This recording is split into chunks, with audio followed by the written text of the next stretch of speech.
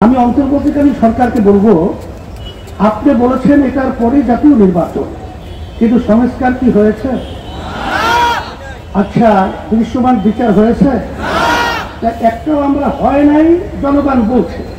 এরপরে আপনি জাতীয় নির্বাচন ঘোষণা করাটা, এটা আমাদের কাছে কিন্তু বিভিন্ন দিক থেকে সন্দেহ তৈরি হয়েছে যে নিশ্চয়ই আপনার উপরে কোন ধরনের, যেটা আমরা বলবো অশুভ এবং গোপন জিন সওয়ার হয়েছে।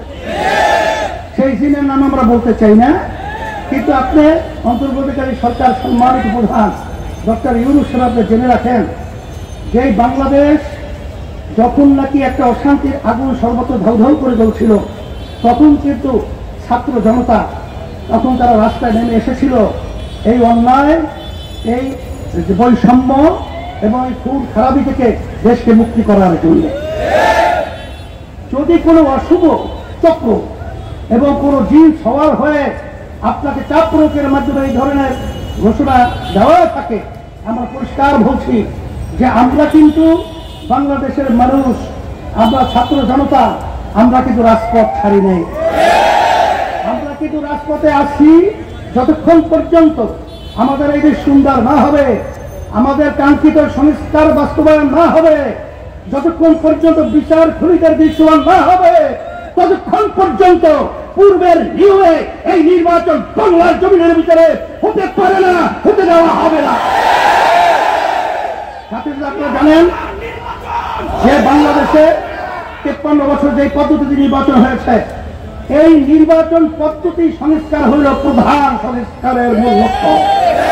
সেই সংস্কারটাই হল 91 দেশের মতো, যেখানে পিআর পদ্ধতি নির্বাচনের মাধ্যমে সেই দেশ রাজনৈতিক অশান্তি, অরাজকতা, খুন খারাপি অনেকাংশে সুন্দর পরিবেশ তৈরি হয়েছে। আমরা দাবি করেছি যে পিআর পদ্ধতি নির্বাচনের মাধ্যমে এই দেশ সুন্দর হওয়া সম্ভব। পেশি শক্তি এবং কালো টাকার দৌরাত্ম্য এবং বিভিন্ন পর্যায়ে যে গুন্ডাদের তাণ্ডব, এটা বন্ধ হওয়ার একমাত্র পদ্ধতি হলো পিআর পদ্ধতি নির্বাচন। আপনারা দেখেছেন যে আজকে সুজন নামক একটা সংস্থা, যারা সাধারণ মানুষ বাংলাদেশের, তাদের কাছে জরিপ করেছে।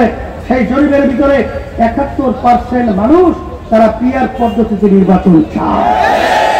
এখনো কি আপনি বুঝেন না? না আপনাদেরকে আরো সুন্দরভাবে বুঝাতে হবে। আমরা পরিষ্কার বলছি, এখন কিন্তু সর্বশ্রেণীর মানুষ, সাংবাদিক এবং সর্বমহলে সকলের দাবি হলো পিআর পদ্ধতি নির্বাচন বাংলাদেশে অনুষ্ঠিত হতে হবে এবং সংস্কার দৃশ্যমান হতে হবে এবং জুলাই সনদ আইনি তার স্বীকৃতি দিতে হবে। যদি জুলাই সনদ আইনি স্বীকৃতি না হয়, তারা ক্ষমতায় আসবে, 2 বছরে তারা পাশ করিয়ে নেবে। এটা হলে জিরান্ড কথা আছে, গুড়ে বালি। এটা কখনোই সম্ভব না, হতেও পারে না। এটা নির্বাচনের আগেই এটা হতে হবে এবং জুলাই সনদ আইনি স্বীকৃতি দিতে হবে।